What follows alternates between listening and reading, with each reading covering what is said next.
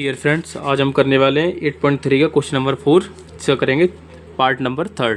अब इस क्वेश्चन को समझने से पहले आप कुछ चीज़ ध्यान में रख लेना कि इसमें आपको एक तो टेन थीटा कॉट थीटा को चेंज करना है इनके फॉर्मूलेस में, और दूसरी बात ये है कि ये जो इसके स्टेप्स हैं काफ़ी बहुत बड़ा वीडियो होगा ये, और ध्यान से समझना, मतलब कन्फ्यूज बिल्कुल नहीं होना है, ठीक है। बहुत ही ध्यान से समझना है, इसलिए मैं शुरुआत करता हूँ और कोशिश करूँगा अच्छे से आपको समझ में आए, तो आपको भी उसी हिसाब से थोड़ा ध्यान समझना है। चलिए शुरू करते हैं। टेन थीटा का फॉर्मूला क्या होता है?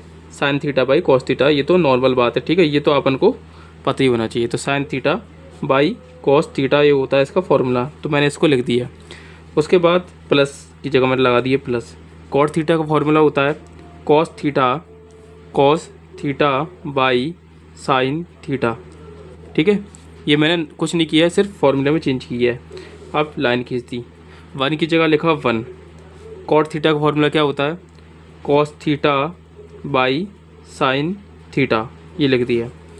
अब ये 1 की जगह 1 लिखा, माइनस लगाया। टेन थीटा का फॉर्मूला क्या होता है? Sine theta by cos theta, ये मैंने इसकी जगह लिख दिया। चलिए, ये था फर्स्ट स्टेप। सेकंड स्टेप में अब हम क्या करेंगे, ऊपर वाला एज इट इज लिख देंगे जैसे लिखा हुआ है, sine theta by cos theta, plus लगाएंगे। नीचे वाला ऊपर वाले भी एज इट इज लिख देंगे जैसे लिखा है वैसे का वैसे ही, ये लिख दिया अपन ने, ठीक है। अब नीचे अगर हम आएंगे तो इसके नीचे कुछ नहीं है, 1 मान लेंगे। इसके नीचे कुछ नहीं है, 1 मान सकते हैं, क्योंकि अब हमें लेना है एलसीएम।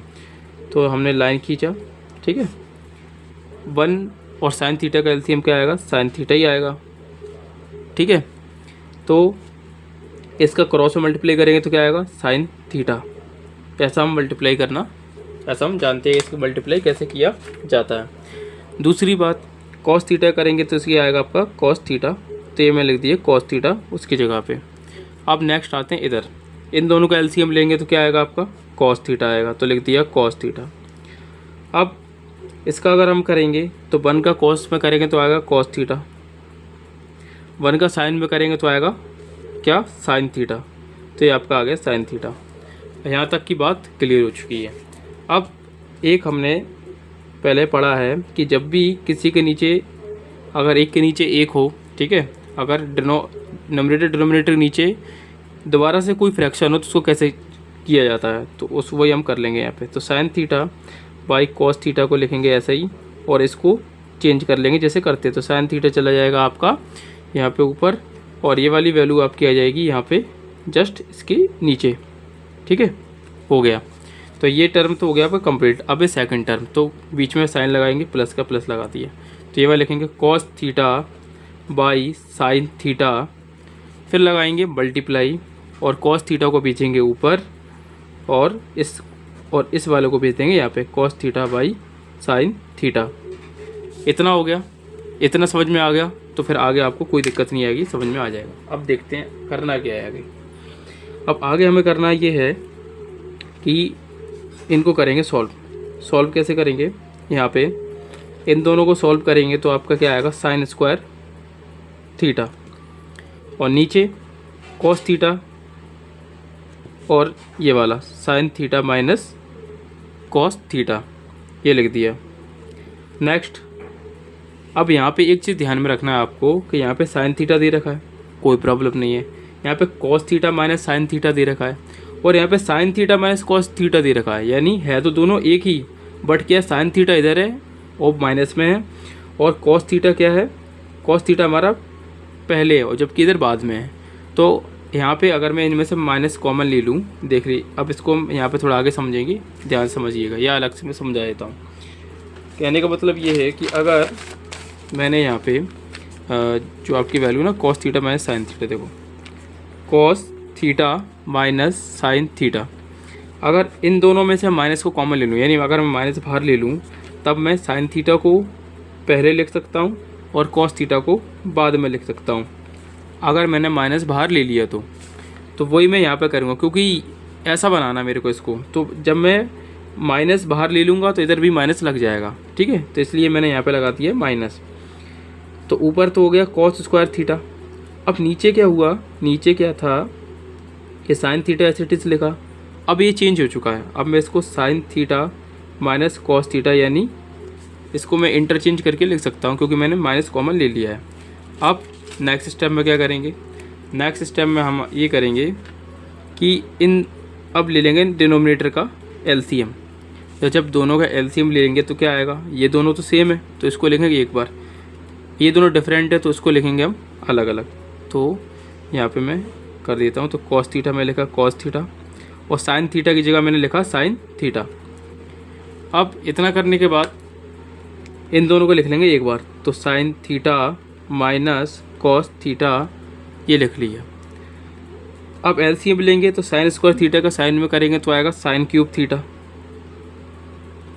कॉस का कॉस में करेंगे तो आएगा कॉस क्यूब थीटा। इतना बन चुका है।